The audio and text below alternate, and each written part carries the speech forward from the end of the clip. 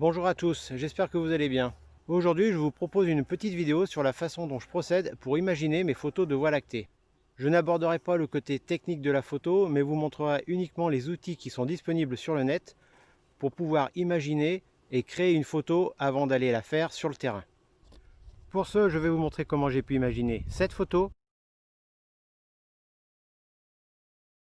avant de la réaliser sur le terrain. Cette photo, je souhaitais la faire depuis pas mal de temps déjà. J'avais repéré un point géographique où la vue serait intéressante. Restait à déterminer à quelle heure et à quelle date la Voie lactée serait là où je le voulais. Je vous invite donc à suivre cette petite vidéo qui, j'espère, vous intéressera. N'hésitez pas à commenter, critiquer, liker si vous aimez et surtout n'oubliez pas, protéger la nature. À bientôt. Pour réaliser le cliché que je vous ai montré en introduction, je me suis servi de 3 sites. Google Maps, Picfinder et Stellarium. Google Maps va me servir à visualiser mes premières impressions sur le terrain. Picfinder va me permettre de schématiser le terrain en 2D. Et grâce à Stellarium, je vais pouvoir visualiser la Voie lactée depuis le point désiré. Je vais donc commencer par Google Maps. Je vais sur mon navigateur. Je cherche Google Maps.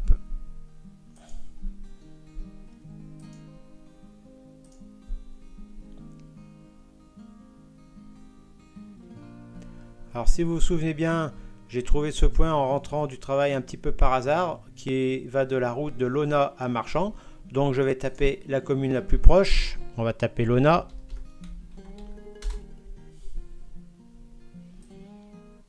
Nous voici sur la carte. Nous sommes bien entre Launat et Marchand. D'après mes souvenirs, le point que j'ai repéré était en bout de ligne droite, juste avant les premiers virages. Donc un petit peu par ici. Voilà. Je vais cliquer sur la D87. Alors je peux me servir de la vue satellite au besoin, mais là j'en ai pas la nécessité. Je clique sur la D87 et grâce à Street View, je vais pouvoir avoir une vue un peu plus réelle. Voilà. Voici le point que j'ai repéré en rentrant chez moi. J'ai même un emplacement de stationnement pour le véhicule. Ça me permet de stationner en toute sécurité. Et le point de vue que j'ai repéré se situe juste après la croix, c'est-à-dire ici, avec mon village, la montagne de Tantenay et une vue dégagée sur le ciel. Je vais maintenant ouvrir Picfinder, une nouvelle page, recherche rapide, Picfinder, voilà, là il apparaît en premier car j'ai déjà fait la recherche. Picfinder panorama 360 degrés de montagne, je clique. La première page m'amène sur une vue depuis le Mont Blanc. Donc on peut constater que tous les sommets sont nommés, c'est plutôt sympa. Moi je vais rechercher le point de vue depuis Launat. Donc vous vous dirigez ici, la petite flèche bleue, entrée des coordonnées. Alors vous pouvez aussi vous servir du module carte ou la liste des sommets si vous êtes depuis un sommet. Moi je vais rentrer les coordonnées. Pour ça, je vais retourner sur Google Maps. Je vais sortir de Street View en appuyant sur la petite flèche en haut à gauche. Clac. Les coordonnées ici apparaissent. Alors en cliquant dessus, vous avez les coordonnées en version numéraire ou les coordonnées en version degrés, minutes, secondes. Peu importe, donc on peut relever dans Picfinder les deux mesures en degrés ou en version numéraire. On va se simplifier la vie et rentrer les versions numéraires. Donc la latitude c'est 45 799. On va rentrer 45 799 et 5,529. 500, alors 529 et on a dit 5. On fait aléa. On laisse le temps de calculer. Et voilà, je vais dézoomer au maximum. Nous nous retrouvons donc depuis le point de vue de la route repérée sur le terrain. On peut vérifier ça en retournant sur Street View. Je clique là-dessus. Voilà. Je reclique dessus. Je me repositionne correctement. Voilà. Donc, ça, c'est la vue en réel. Ça, c'est la vue proposée par Pickfinder. Comme vous pouvez le constater, nous avons la montagne de Tantanay qui est ici. Si je vais sur Google Maps, on la retrouve bien ici. L'échancrure ici et le village qui est juste en dessous. Donc dans Pickfinder, l'échancrure est là. Donc le village de Serein est par ici.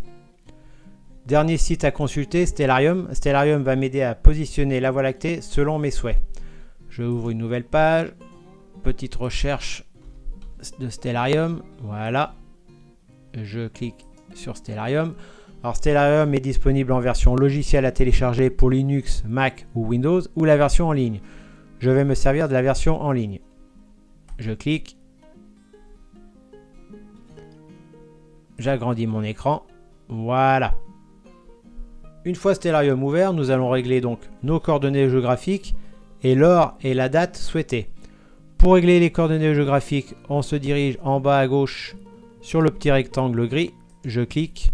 La carte apparaît. Je déplace mon curseur pour me rendre sur mon point souhaité. Je peux zoomer dans la carte avec plus, moins ou la molette de la souris.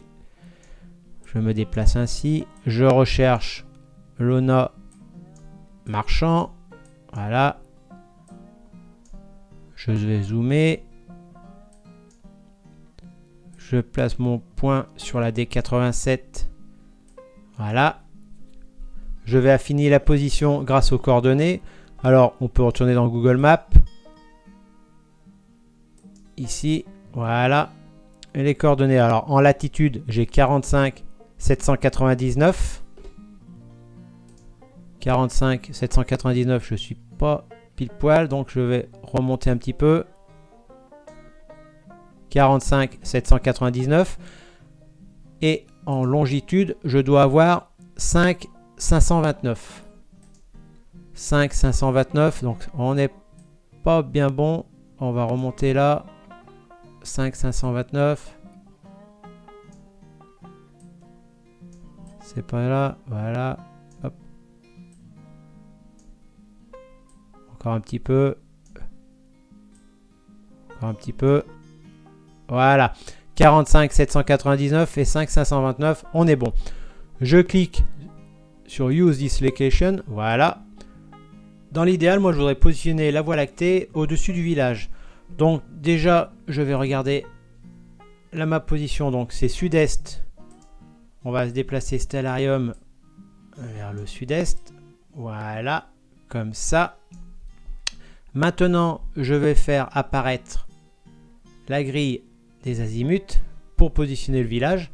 Si je retourne dans Pickfinder, si vous vous rappelez bien, le village est situé dans cette zone par ici, là. Donc aux alentours des 150 degrés d'azimut. Ici, nous avons le degré 150 degrés d'azimut ici. Donc potentiellement, le village est ici, dans cette ligne-là. Maintenant, je vais modifier la date et l'heure. Je clique ici. Je vais sur la nuit du 23 juin.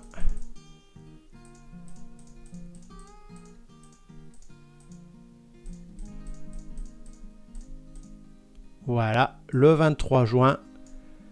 L'azimut 150 degrés est ici. Voilà, donc le village est situé à peu près par là. Donc à 23h15 dans la nuit du 23 juin, la Voie lactée est au-dessus du village. Mais par contre, Saturne et Jupiter risquent d'être peu visibles du fait de la présence de la montagne ici. C'est-à-dire cette même montagne que l'on peut voir en réalité sur le terrain ici. Vous voyez que le village là est beaucoup plus proche de la montagne. Là, la vue sur Pickfinder est pas très précise. Le village est ici. La montagne, je pense que nous, sur la route, on est un petit peu décalé sur la gauche. Donc, si je retourne sur Stellarium, Saturne et Jupiter risquent d'être bouchés à 23h15. Je vais donc avancer dans mon heure. Voilà. Là, ça correspond un petit peu mieux. Donc, minuit et demi 150 degrés ici. Alors la Voie lactée sera légèrement décalée par rapport au village, mais j'ai plus de chances de voir Jupiter et Saturne dans mon champ de vision. Je peux retourner sur Peakfinder. Le village est bien à 150 degrés. Donc la Voie lactée devrait apparaître comme ceci. Et Saturne et Jupiter dans cette zone ici.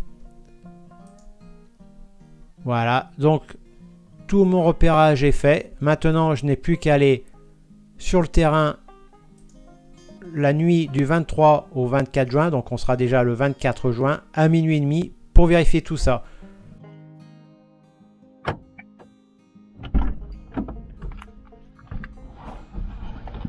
Voilà, cette vidéo se termine ainsi. J'espère que vous aurez appris quelques bricoles pour améliorer vos photos de Voie lactée. Encore une fois, n'hésitez pas à critiquer, commenter et posez-moi vos questions si vous en avez. Je me ferai un plaisir de vous répondre. À très bientôt. Ciao!